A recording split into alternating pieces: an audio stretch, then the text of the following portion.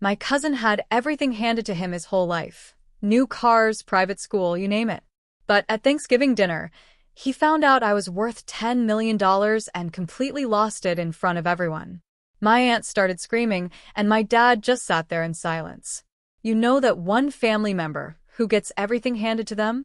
Imagine their face when they discover you're the one secretly sitting on a $10 million fortune, and they completely lose it right there at Thanksgiving dinner. Trust me, the fireworks were legendary. My name is Anastasia, and I just turned 32. Growing up, I constantly watched my cousin Jackson get handed everything on a silver platter. New cars, private schools, expensive vacations, designer clothes, you name it.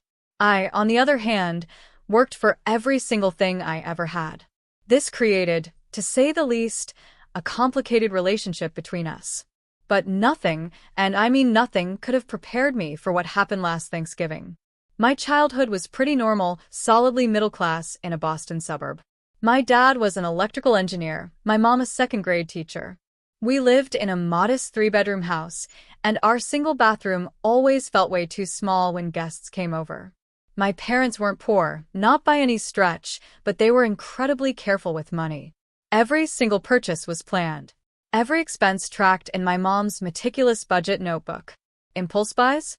Practically forbidden. Money doesn't grow on trees, Anastasia. My dad would say whenever I asked for something that wasn't absolutely necessary. Asterisk, if you want something special, you need to work for it. Asterisk, that philosophy shaped my entire childhood. I remember when I wanted a new bike at 8 years old. I spent months doing extra chores around the neighborhood, collecting bottles for recycling, saving every birthday dollar. The pride I felt when I finally earned enough for that blue Schwinn with the white basket was just indescribable. My parents even matched my savings as a reward for my hard work, but I had to earn my half first. Then there was my Uncle Josh and Aunt Melanie. They lived in a sprawling 6-bedroom mansion in one of the wealthiest neighborhoods, complete with a pool, a tennis court, and a 3-car garage housing vehicles that cost more than my parents' annual salaries combined. Uncle Josh had inherited a successful manufacturing business and expanded it considerably. They were, unequivocally, the wealthy branch of our family tree. Their son, Jackson, was 2 years older than me. From the earliest age I can remember, he was the golden child who never had to wait for anything he wanted. While I saved for months for a $20 toy, Jackson would casually mention something he liked and find it waiting for him the next day. The contrast between our lives became especially stark during family gatherings. I still vividly recall Jackson's 10th birthday party. They had rented out an entire indoor water park for the occasion. When it came time to open presents, he tore through package after package of expensive toys with barely a pause to appreciate each one. The grand finale was a brand new gaming console that had just been released, along with 15 different games. Jackson barely managed a half-hearted thanks before moving on to the next shiny distraction. 3 months earlier, for my 8th birthday, I'd received a new backpack for school, some books, and a simple digital watch. I treasured that watch because I'd mentioned wanting one 6 months prior, and my parents had remembered. The difference in our celebrations wasn't just about money, it was about expectations and gratitude. Your cousins have different values than we do, my mother explained when I asked why Jackson had so much more. Asterisk, we believe in teaching you the value of things, not just giving them to you. Asterisk, when we were very young, Jackson and I actually got along decently. We'd play together during family gatherings, building forts in the basement, or swimming in his pool. But as we grew older, that wealth gap started to create a real divide.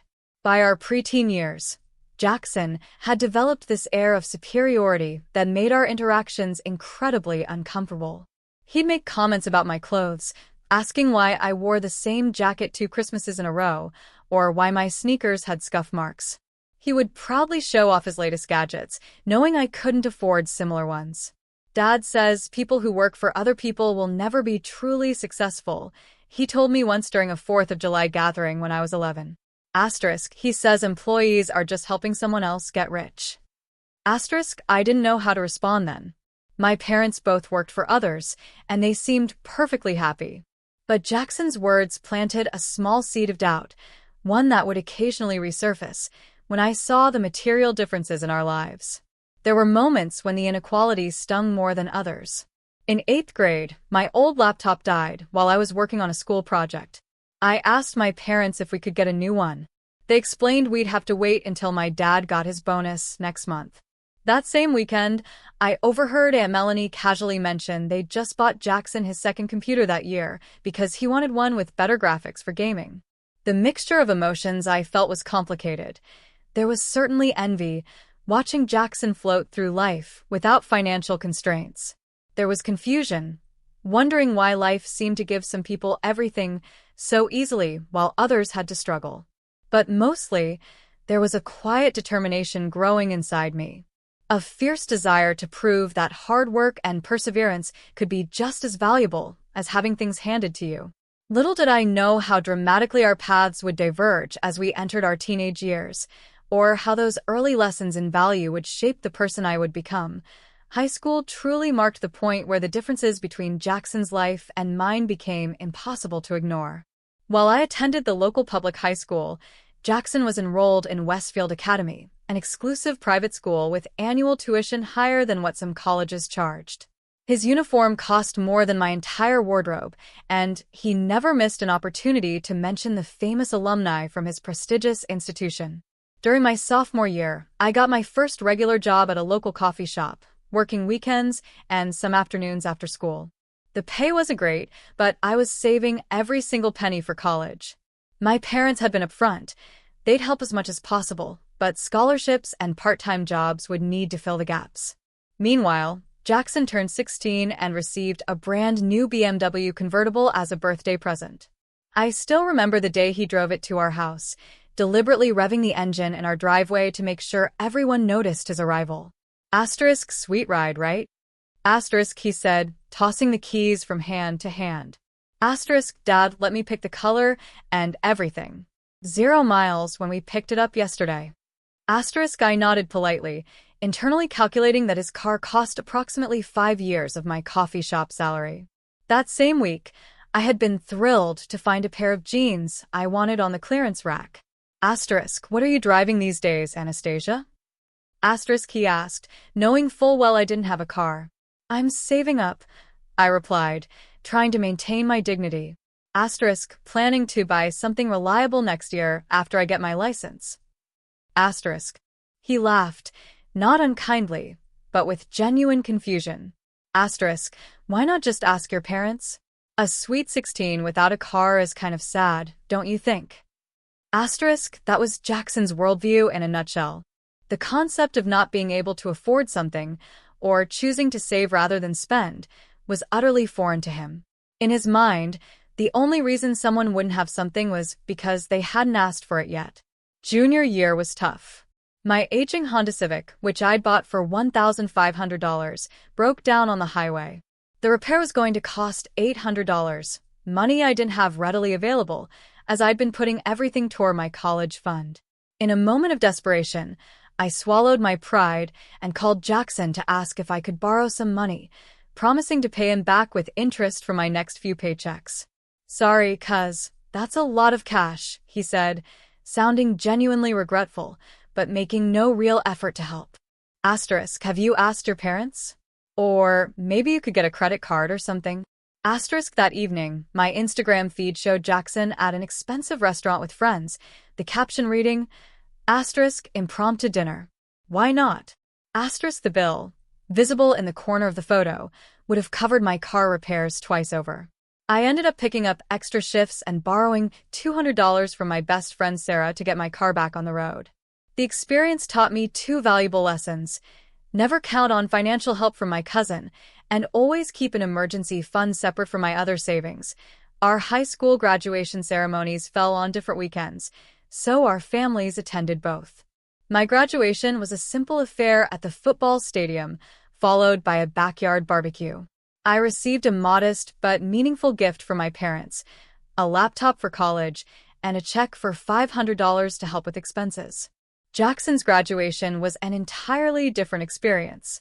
His school held the ceremony in an ornate performing arts center with professionally printed programs and speeches from local dignitaries. Afterward, Uncle Josh and Aunt Melanie hosted a lavish party at their country club with at least 100 guests, a live band, and catering that must have cost thousands. The graduation gift that awaited Jackson in the parking lot? A brand new Range Rover with a massive red bow on top. As the crowd of well-dressed guests oohed and awed, I stood back and observed my cousin's reaction. He seemed pleased, but not particularly surprised or grateful. It was simply what he had come to expect. Asterisk, you heading to state in the fall, right? Asterisk, Jackson asked me later that evening, referring to the public university I'd be attending. Yes, I got a partial scholarship, I said, unable to keep a note of pride from my voice. That academic scholarship had been the result of countless late-night studying and maintaining a 4.0 GPA. Cool, he nodded absently. Asterisk, I'm going to Princeton. Legacy admission, you know how it is. Dad made some calls. Asterisk, I didn't know how it was, actually. My admission to college had been earned through grades, test scores, and carefully crafted application essays, not family connections. But I just smiled politely and congratulated him. As summer faded, our paths diverged even further. I worked full-time to save every possible dollar before starting classes, while Jackson's Instagram showed a summer tour of Europe, expensive music festivals, and shopping sprees in preparation for his Ivy League experience. The contrast in our journeys couldn't have been more stark. Jackson was entering adulthood with every advantage money could buy. I was preparing to work twice as hard for half the result. Asterisk, at least, that's what I believed at the time. I had no way of knowing how differently our stories would unfold. Asterisk, college was both harder and more rewarding than I had anticipated. My partial scholarship covered about 60% of my tuition, leaving me responsible for the remainder, plus housing, books, and living expenses. To make ends meet, I worked as a research assistant in the computer science department during the day and picked up weekend shifts at a local restaurant. The schedule was brutal, often leaving me with just 5 or 6 hours of sleep, but I was determined to graduate without crushing debt. I majored in software engineering, one of the few women in a program dominated by men. The first semester was particularly challenging, with several professors who seemed skeptical of my abilities and male classmates who either ignored me or tried to explain basic concepts I already understood. There were nights I cried from exhaustion and frustration, questioning if I had chosen the right path. Meanwhile, Jackson's social media documented a very different college experience. His Princeton photos showcased elaborate fraternity parties, weekend trips to New York City, and spring breaks in tropical locations. Every few months, he would change his major, bouncing from economics to political science to art history, apparently without any concern for creating a coherent educational path. Mom and Dad don't care what I study as long as I get the Princeton degree, he explained during a rare phone conversation our sophomore year. Asterisk, the connections are what matter anyway, not the classes. Asterisk, during my junior year, I had a breakthrough moment that would ultimately change the trajectory of my life, though I didn't recognize its significance at the time. I was taking an advanced algorithms class with Professor Amanda Martinez, one of the few female faculty members in the department. After turning in a particularly creative solution to a complex problem, she asked me to stay after class. You have a unique way of thinking about system architecture, she said, reviewing my work. Asterisk, have you considered where you want to intern next summer? Asterisk, I admitted that I'd been too focused on paying for school to think much about internships, especially since many of the prestigious ones were unpaid, a luxury I couldn't afford. Professor Martinez shook her head. Asterisk, let me introduce you to some former students of mine. They started a small tech company 2 years ago, and they're looking for talented interns. It's paid, and if you impress them, it could lead to something more. Asterisk, the following week, I interviewed with Visu, a startup focused on creating visualization software for complex datasets. The founding team, 3 recent graduates and a veteran software developer, worked out of a converted warehouse space that had more energy than amenities. I was offered an internship on the spot, with a salary that allowed me to reduce my restaurant hours. From day one, I threw myself into the work. While other interns maintained strict 9 to 5 schedules, I often stayed until midnight, fascinated by the problems we were solving. The founding team noticed my dedication and gradually began inviting me to strategy meetings and asking for my input on product decisions. By the end of the summer, the CEO, Michael, called me into his cluttered office for what I assumed would be a standard end-of-internship review. "We want you to stay on part-time during the school year," he said without preamble. * 20 hours a week, flexible around your classes. And we want to offer you something else. * He slid a document across the desk. It was an offer of a small equity stake in the company, fractions of a percentage point, but real ownership nonetheless. * You think like an owner, not an point. * Michael said, his voice wavering slightly. * 30 minutes ago, we signed the final papers. Data Corp has acquired Visu for $200 million. The room erupted. People were hugging, crying, high-fiving, calling their families. My mind went blank as I tried to process what this meant. Later that afternoon, after hours of champagne celebration and initial briefings about the transition, I received an email with the equity calculation. As an early employee with accumulated options, my stake amounted to slightly over 5% of the company. The acquisition translated to $10.2 million for me before taxes. I stare employee. Michael explained. We want to make that official. This could be worth nothing, or it could be worth something someday if we succeed. No pressure either way. I signed the paperwork that day, but told no one in my family about the equity. It seemed too abstract, too much like counting chickens before they hatched. Instead, I simply mentioned that I had a good part-time job in my field, which everyone took as another example of my work ethic. During holiday breaks, I'd occasionally see Jackson, who is now sporting designer clothes with European labels and talking incessantly about his network of important connections. He had settled on economics as his major, though he complained constantly about the workload and admitted to paying other students to complete some of his assignments.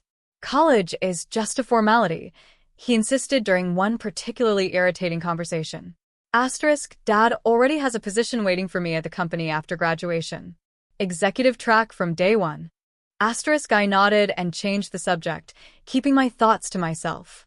While Jackson was coasting through college on his father's reputation and wallet, I was building something from scratch, developing skills and relationships based on my own merit. The contrast between our approaches couldn't have been starker, but I had long since stopped measuring my success against his advantages.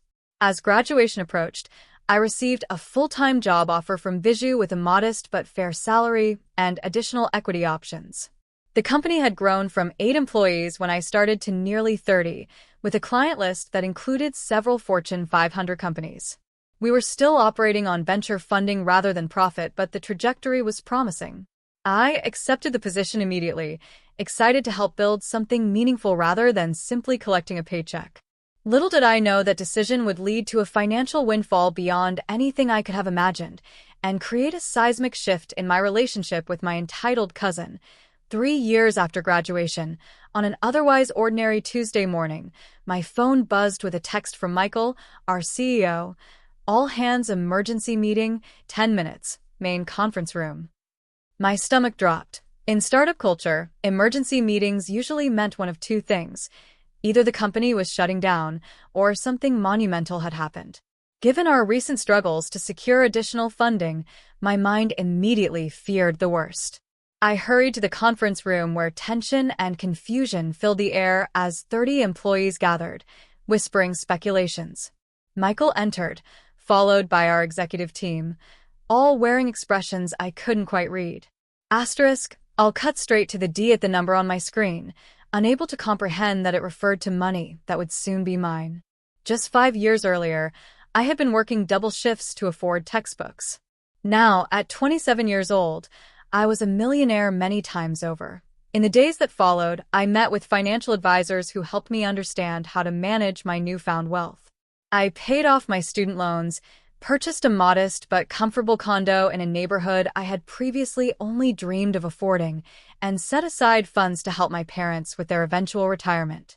Beyond these practical steps, I made few immediate changes to my lifestyle. What I didn't do was tell anyone about my windfall, with the exception of my parents.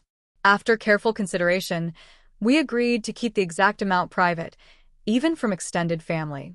I continued working at the newly acquired company, accepting a leadership role in the integration team with a comfortable but not ostentatious salary that wouldn't raise eyebrows.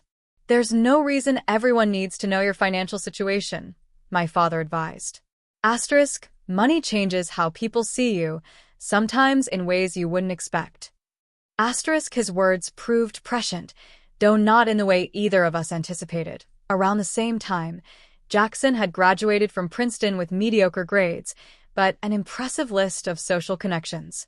Despite the advantages of his education and family name, he struggled to find meaningful employment. After several half-hearted attempts at entry-level positions that he quit within months, declaring them beneath his potential, he eventually landed at his father's company in an ambiguous role with the title Strategic Development Associate. From what I gathered through family gossip, the position involved little actual responsibility, but came with a generous salary, a company car, and an expense account that Jackson utilized extensively. Uncle Josh apparently hoped his son would gradually grow into a legitimate role within the business, but evidence of such growth remained elusive. During a rare phone conversation with Aunt Melanie, she expressed frustration that bordered on embarrassment regarding Jackson's professional trajectory. "We've given him every advantage," she lamented. Asterisk, the best schools, connections, opportunities. I don't understand why he's struggling to find his path when other young people seem to manage just fine. Asterisk, there was a pointed quality to her comment that suggested a comparison to me, though she didn't mention me by name. It took considerable restraint not to point out that perhaps those advantages had actually disadvantaged Jackson in developing the resilience and work ethic necessary for genuine achievement. Instead, I murmured sympathetic noises and changed the subject. Over the years, I had learned that discussing the differences in our upbringings or values only led to tension. Aunt Melanie and Uncle Josh remained firmly convinced that their parenting approach had been superior, despite mounting evidence to the contrary. As the years passed, my investment portfolio grew under careful management, while my career advanced through genuine accomplishment rather than nepotism. I found the work engaging and the compensation more than adequate, with the added satisfaction of knowing my bank account held a cushion most people could scarcely imagine. The most significant change in my life wasn't material, but psychological. The financial security allowed me to make decisions based on what truly mattered to me rather than economic necessity. I could take professional risks, volunteer for causes I believed in, and help friends in need without worrying about my own stability. Meanwhile, Jackson's Instagram feed told the story of someone desperately maintaining the appearance of success while contributing little of value. Photos of business lunches, networking events, and motivational captions about hustling and entrepreneurial mindset seemed designed to convince others, and perhaps himself, that he was building something meaningful. The collision of our divergent paths was perhaps inevitable, though I never anticipated how dramatic it would be when it finally occurred. The catalyst would be a family Thanksgiving dinner that would permanently alter the dynamics of our extended family and force a long overdue reckoning with the consequences of privilege without purpose. The invitation arrived via text message on a crisp October morning as I was walking to my office. The sender was Uncle Josh, though I suspected Aunt Melanie had dictated the message. I stared at my phone, a knot forming in my stomach. It had been nearly 3 years since I'd attended a family Thanksgiving at Uncle Josh and Aunt Melanie's house. I'd made excuses about work commitments or travel plans, choosing instead to spend the holiday with my parents or with friends who felt more like family than some of my actual relatives. The thought of spending an entire evening listening to Jackson boast about his imaginary accomplishments while Aunt Melanie made subtle jabs about my modest lifestyle compared to their luxury made me want to immediately craft another polite refusal. But something stopped me. Perhaps it was time to stop avoiding these gatherings. After all, I had nothing to prove to them, and maybe my perspective had shifted enough that their performative wealth would no longer bother me. After a moment's hesitation, I replied with a simple, asterisk, I'll be there. Thanks for the invitation. Asterisk, that evening, I called my parents to confirm they had also been invited and would be attending. My mother sounded apprehensive. Asterisk, are you sure you want to go, sweetheart?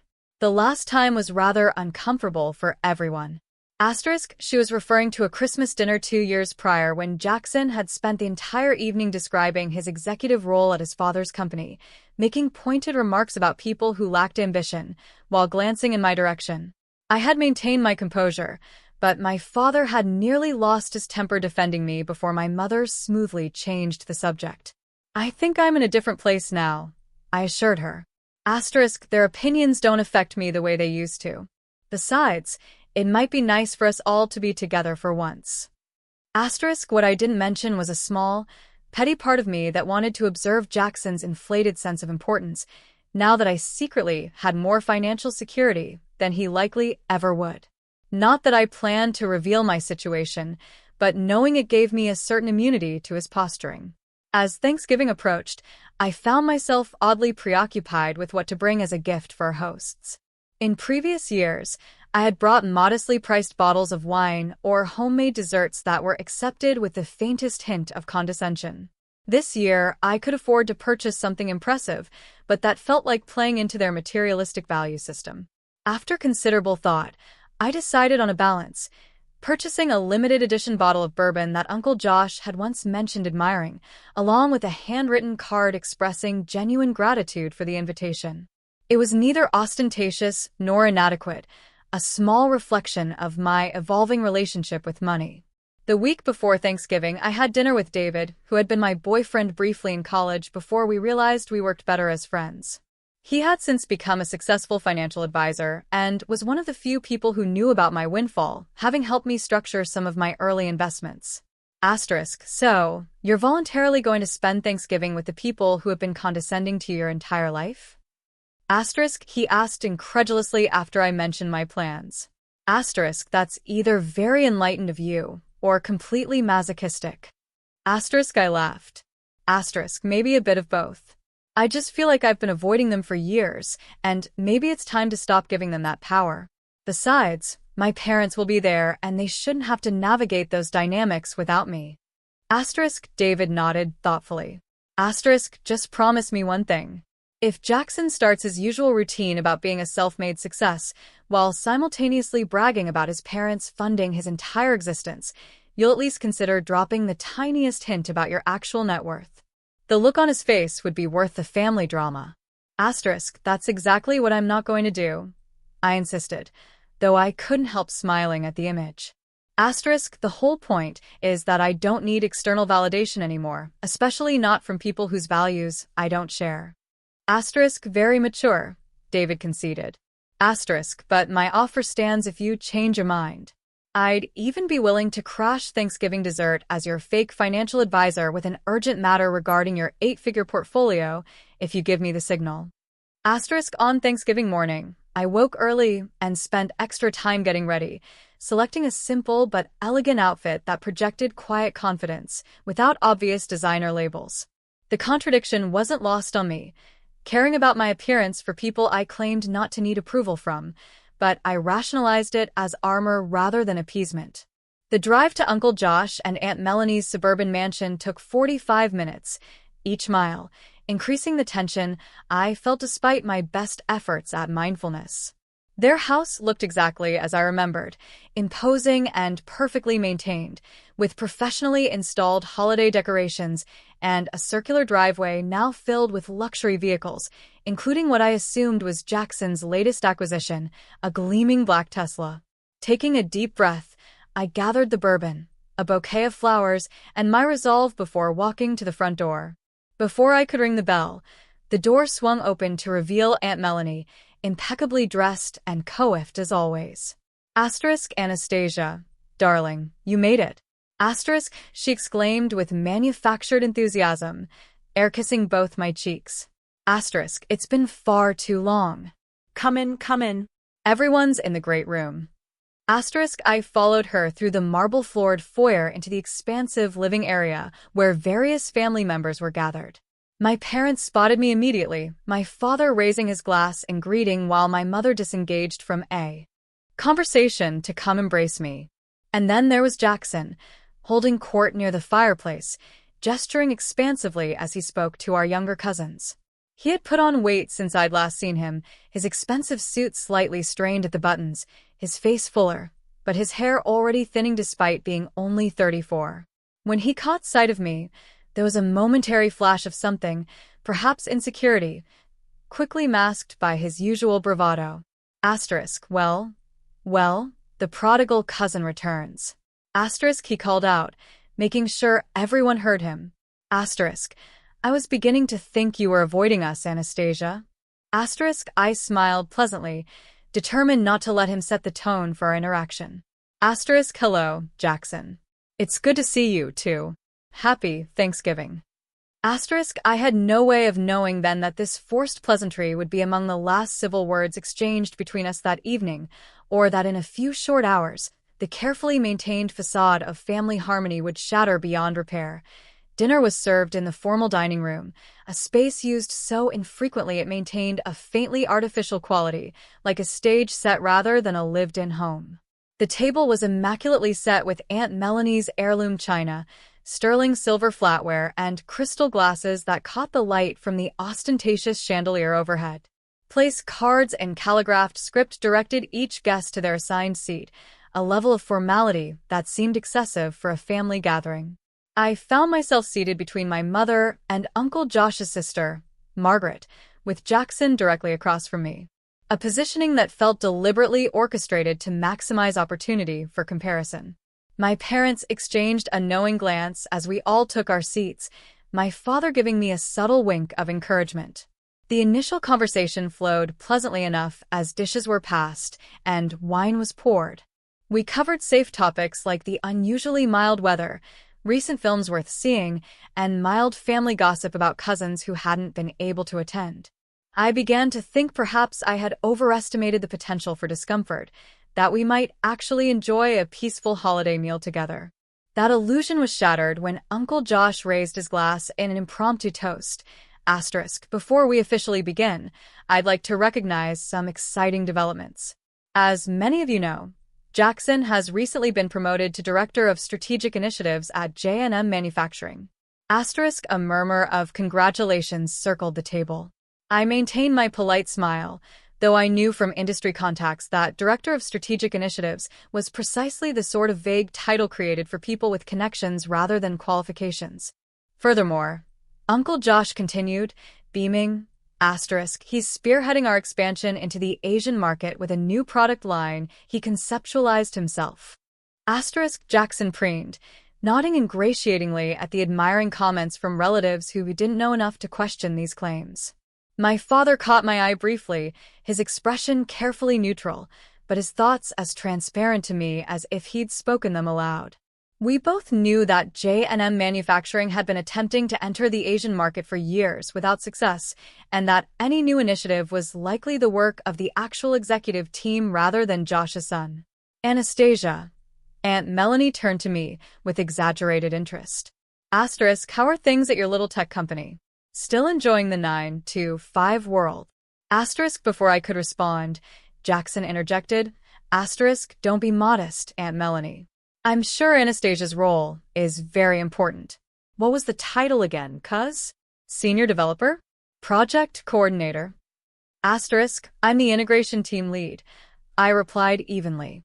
After acquisition, I've been managing how our technology is implemented within the parent company's existing systems. Acquisition. Uncle Josh perked up, business interests momentarily overriding family politics. I hadn't heard about that. Who bought your startup? Data Corp acquired us last year, I said, deliberately downplaying the significance. It's been a positive transition overall. Jackson's expression flickered briefly, recognition of Data Corp's industries standing registering before he regained his composure. Well, that must be nice, having a stable corporate parent. Much less stressful than real entrepreneurship, I imagine. I chose not to point out that he had never entrepreneured anything in his life, instead taking a bite of turkey and complimenting Aunt Melanie on the meal. The conversation shifted to other topics as we progressed through multiple courses, each more elaborate than necessary. Throughout dinner, Jackson repeatedly steered conversation back to his supposed business acumen, describing meetings with key Asian investors and revolutionary product developments in terms vague enough to be meaningless to anyone with actual business experience. My parents maintained polite interest, while I occasionally caught my father suppressing signs of exasperation. The pivotal moment occurred during dessert. My phone buzzed with an email notification that I intended to ignore until I saw it was from David, with the subject line, "Urgent investment opportunity closing tonight." Given his knowledge of my Thanksgiving plans, I suspected it was genuinely time-sensitive rather than his promised joke about my finances. "Excuse me," I said, standing from the table. I need to take care of a quick work matter. Everything looks delicious. I'll be right back.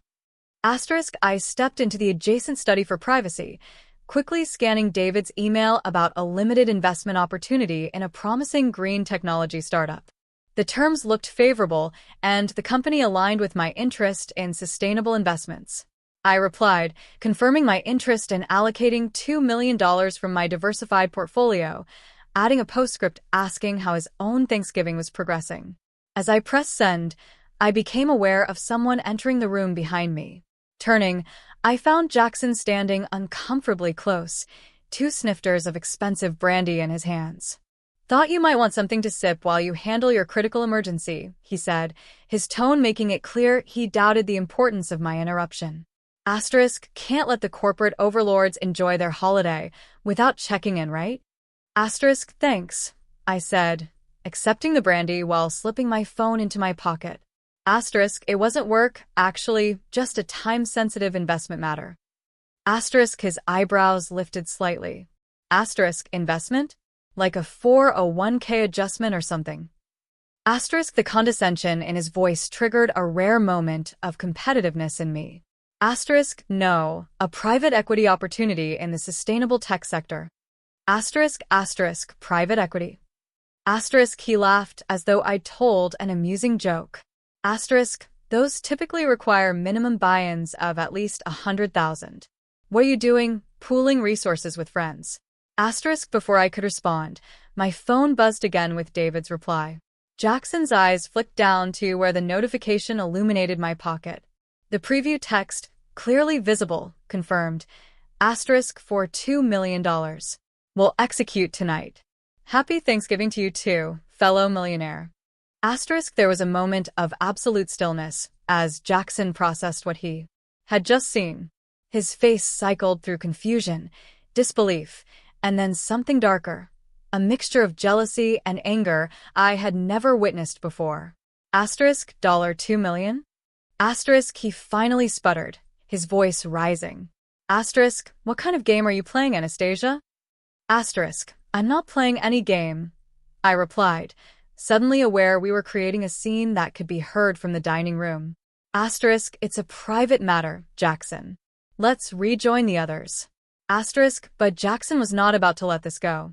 He blocked my path to the door, his face flushing red beneath his designer stubble. No. You don't get to drop something like that and walk out startup? That's more than most people's entire net worth. Jackson, please lower your voice, I urged, hearing the conversation in the dining room falter as family members became aware of the commotion. This isn't the time or place. Oh, I think it's exactly the time and place. He countered, following me as I attempted to move around him. Ally. Are you trying to tell me you have $2 million to invest in some Randall these years, looking down on my family, judging our lifestyle, acting so superior with your work ethic and modest living? And meanwhile, you're what? Secretly rich? Is this some kind of trust fund you've been hiding? We re-entered the dining room to find all eyes fixed on us, dessert forks suspended in midair as the assembled relatives tried to understand the sudden tension. Is everything all right? Aunt Melanie asked, her practiced hostess smile strained at the edges. Ask Anastasia. Jackson replied before I could speak. Apparently my cousin, the humble employee, is throwing around millions of dollars in investments. When were you planning to share that little detail with the family?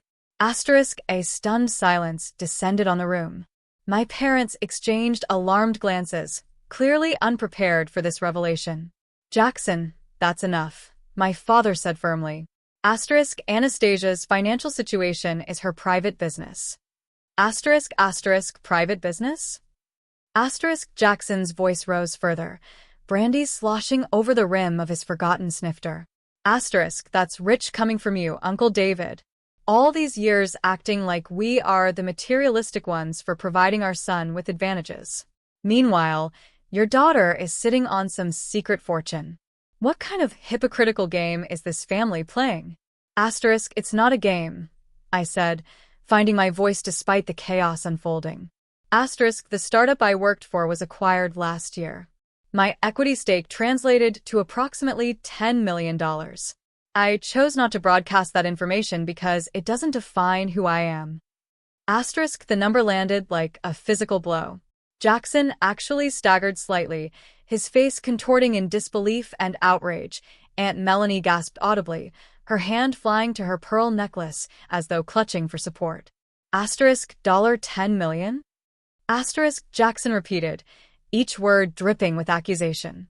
Asterisk, you're worth $10 million and you've been pretending to be just a regular employee this whole time. Driving that modest car, living in that ordinary condo, acting like butter wouldn't melt in your mouth. Asterisk, I haven't been pretending anything, I countered, struggling to maintain my composure. Asterisk, I continued working because I find the work meaningful. I live within comfortable means because excessive luxury doesn't interest me. Not everyone measures their worth by their possessions, Jackson. Asterisk, that was the breaking point. With a roar of frustration that seemed to emanate from somewhere primal, Jackson swept his arm across the table, sending crystal glasses, fine china, and the remainder of Aunt Melanie's pumpkin pie crashing to the floor. Asterisk, how dare you? Asterisk, he shouted, years of insecurity erupting at once. Asterisk, how dare you judge me and my family when you've been secretly wealthy this whole time? At least we're honest about who we are. Asterisk, Aunt Melanie burst into tears, not over her shattered dishware, but seemingly from the revelation itself. Asterisk, it's not fair. Asterisk, she wailed, turning accusingly toward my father. Asterisk, you always made us feel terrible for giving Jackson advantages, for wanting him to have the best things. And all this time, your daughter was accumulating a fortune in secret. Asterisk, my father, normally the most even-keeled person I knew, stood slowly from his chair, his voice deadly calm. Asterisk, Melanie, what's not fair is your fundamental misunderstanding of what we taught our daughter. Anastasia earned every penny of that money through hard work, intelligence, and character, qualities we prioritized over material possessions. The fact that you and Jackson immediately assumed there must have been some deception involved speaks volumes about your values, not ours. Asterisk, the room fell silent except for Aunt Melanie's continued sobbing and the sound of Jackson's ragged breathing as he glared at me with undisguised hostility. I have worked for everything I have, I said quietly, addressing not just Jackson, but the entire stunned family. Asterisk, every opportunity, every achievement, every dollar. No one handed me anything. For years, I've listened to you belittle my choices, imply that I lacked ambition or success because I didn't flaunt wealth or status. I never corrected those assumptions because I don't measure my worth by your standards, and I'm not going to start now. Asterisk, I picked up my purse and coat, suddenly exhausted by the entire charade. Asterisk, thank you for dinner. I think it's best if I leave now. Asterisk, as I walked toward the door, I paused to place the bottle of bourbon I had brought on the side table, still neatly wrapped with its handwritten card. It seemed like a symbol of something now, a peace offering rendered meaningless by the chasm of understanding that had finally, irrevocably revealed itself. Behind me, I could hear Jackson continuing to rant, his voice cracking with emotion. Asterisk, she thinks she's so much better than everyone. Little Miss Perfect with her secret millions while the rest of us are just shallow materialists in her eyes. Asterisk, the last thing I heard as I closed the front door was Aunt Melanie's shrill accusation directed at my parents. Asterisk, this is your fault. You raised her to judge us. Asterisk, the cold November air hit my face like a welcome slap, clearing the emotional fog of the dining room as I made my way to my car, hands shaking slightly as I fumbled with the keys. What had just happened felt momentous, a collision of worldviews that had been building for decades, finally erupting with a force that had destroyed more than just Thanksgiving dinner. The drive home passed in a blur. Streetlights streaked past my windshield, distorted by tears I hadn't realized were falling.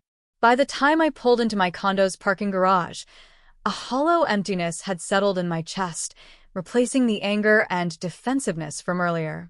I wasn't upset about the revelation of my financial situation. That was bound to come out eventually.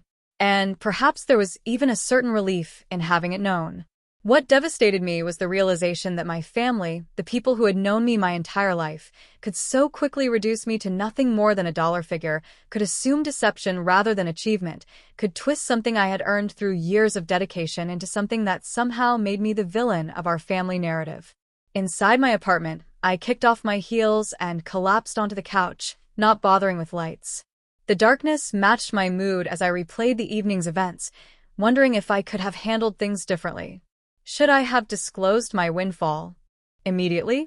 Would that have prevented tonight's explosion, or merely spread the inevitable drama over a longer period? My phone buzzed repeatedly with texts from my parents, checking that I'd made it home safely and expressing their dismay over what had transpired. I sent brief reassurances, but couldn't muster the energy for a real conversation. Tomorrow would be soon enough to process everything together. Just as I was about to silence my phone for the night, it rang with an unexpected caller. Uncle Josh. My finger hesitated over the screen before I finally answered. Asterisk, Anastasia. Asterisk, his voice sounded strained, older somehow than it had just hours earlier. Asterisk, I wanted to call, and I'm not exactly sure what to say, except that I'm sorry for how tonight unfolded. Asterisk, the apology surprised me. Uncle Josh had always been affable, but distant, more concerned with appearances than genuine connection. This vulnerability was unfamiliar territory. It was an unfortunate situation all around, I replied, neutrally, unwilling to accept blame, but not wanting to escalate matters further. Melanie is, he paused, searching for words. Asterisk, she's upset. She's always been sensitive about comparisons between our families, about parenting approaches. Finding out about your success triggered something in her. Asterisk, and Jackson. Asterisk, I couldn't help asking. A heavy sigh came through the line. Asterisk, Jackson is Jackson. He's never handled perceived slights well, but that's partly our fault, isn't it? We never taught him to process disappointment or measure himself by his own standards rather than others. Asterisk, the admission was so unexpected that for a moment, I couldn't respond. In all the years of family dynamics, I had never heard my uncle acknowledge any shortcoming in how they'd raised their son. I appreciate the call, I finally said. Asterisk, I think everyone needs some space right now. Perhaps after the holidays, we can try again with clearer understanding. Asterisk, perhaps, he agreed, though neither of us sounded convinced. Asterisk, for what it's worth, I'm proud of what you've accomplished, Anastasia. Truly. Asterisk, after hanging up, I sat in the darkness for a long time, turning over his words, searching for the sincerity I wanted to believe was there. The next morning, I drove to my parents' house for a debrief that was equal parts emotional processing and strategic planning for future family interactions. My mother made strong coffee while my father paced the kitchen, still agitated by his sister-in-law's accusations. Asterisk, the nerve. Asterisk, he muttered for perhaps the 10th time. Asterisk, as if teaching you the value of hard work and character was some sort of crime against Jackson. Asterisk, David. My mother interjected gently. Asterisk, we've established that Melanie's perspective is distorted. Repeating it doesn't help anyone, least of all Anastasia. Asterisk, I sipped my coffee, finding comfort in their unwavering support. Asterisk, what happens now? Asterisk, I asked. Asterisk, are we just supposed to pretend nothing happened the next time we see them? Asterisk, my father snorted dismissively, but my mother considered the question seriously. Asterisk, I think time will determine that. Families have weathered worse storms. But regardless of what they choose to do, you have nothing to apologize for. Your success is earned, and your choices about how to handle that success reflect values we're proud to have instilled. Asterisk, she reached across the table to squeeze my hand. Asterisk, the real question is what you want moving forward. Do you want a relationship with that part of the family? On what terms? Asterisk, it was a question I couldn't immediately answer, but one that would guide my reflections in the months that followed. 3 months after the Thanksgiving disaster, I received a surprising text from Aunt Melanie. Jackson started new job today, not at family business. Entry level at marketing firm downtown. His choice. Thought you might like to know. The message, devoid of her usual emotional manipulation or passive aggression, seemed like an olive branch of sorts. I responded with simple encouragement. That's a big step. Wishing him well. Through the family grapevine, I later learned more details. After the Thanksgiving revelation, Jackson had apparently gone through something of an identity crisis, culminating in a decision to try building a career without his father's connections or financial support. It was the first job he'd ever gotten entirely on his own.